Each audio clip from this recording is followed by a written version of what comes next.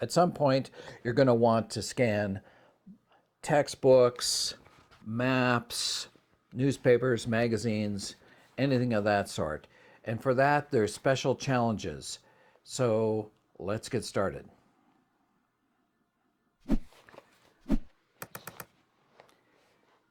In my last video, I made a serious mistake. Can you guess what that is? No, it wasn't the content, although it was too long. I'm sorry about that. That's one of the cardinal rules of creating tutorials is you want to make sure that you break it up into bite-sized pieces. I know you guys are teachers and not students, but I think that sometimes, you spend enough time with students and you start to pick up a little of that ADHD thing. But anyway, today we're going to talk about scanning this, and I'm going to really try to not duplicate information that I gave you before, and to make sure that every minute of your precious time is worthwhile.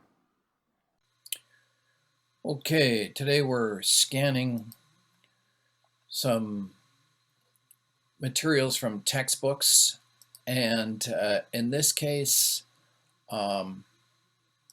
it doesn't matter if it's a textbook, a magazine, a newspaper.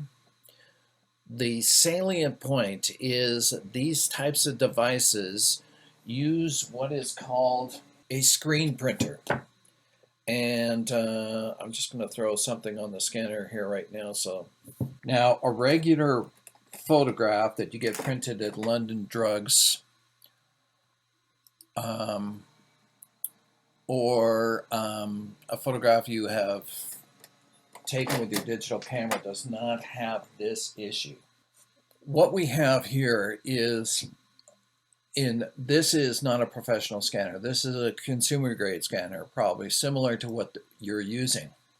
And you can notice here, in order to address the problem of the type of printer that is used to create something like this, I can take this and I can press magazine. Now what magazine does is it recognizes that this is a newspaper, a textbook, whatever. So it employs an algorithm to try and correct the problems created by these types of printers. Now yours may be here. If I go down here a little farther, in some of my options, I have this option to descreen. Now descreen is going to be the same as this thing here, magazine, because they both employ the same problem that I'm going to show you here in a moment. When you zoom in, you will see that the printer prints in little dots, and this creates, when the scanner picks it up, it kind of makes a mess of it. So there is a couple things we can do. One, we can use a descreen. Okay, that's great.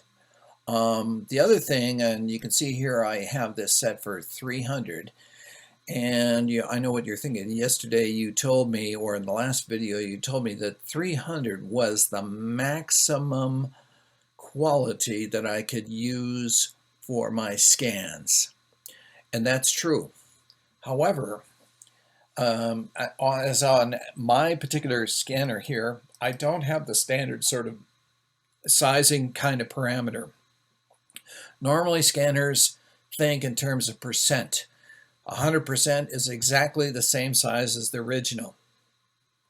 This one doesn't have that. So if yours does have it, you can, let's say, in this case, I'm going to descreen, and on this particular scan, I'm going to scan it at double the resolution. This is a way to trick your scanner into giving you a bigger scan. It's not going to give you more quality, but it's going to make your scan bigger. If I increase the resolution to 600, this will make this picture twice as big. It's the same thing as changing the size to 200%. So that's one way sort of getting around it.